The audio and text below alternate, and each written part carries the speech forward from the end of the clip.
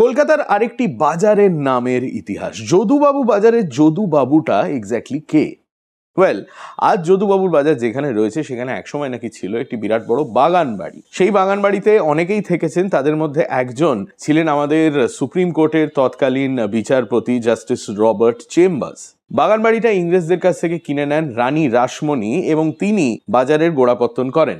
রানী রাসমণির ছিল 4 মেয়ে: পদ্মামণি, কুমারী, করুণাময়ী এবং জগদম্বা।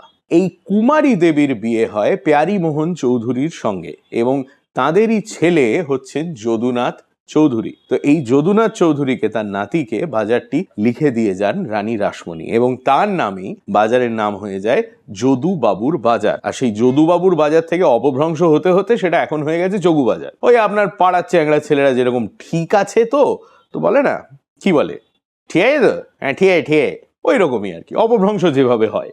কলকাতার ইতিহাস সম্বন্ধে আপনার যদি এরকম কোনো প্রশ্ন থাকে, কোনো জায়গার নামের পেছনে কি রয়েছে, কোনো রাস্তার ইতিহাস যদি আপনি জানতে চান, তাহলে কমেন্টসে রেখে যান আপনার প্রশ্ন। এবং এরকম আরো অনেক গল্প শুনতে হলে ইনস্টাগ্রামে ফলো করুন আর ইউটিউবে সাবস্ক্রাইব করুন টু হাফ প্যান্ট হিস্ট্রি।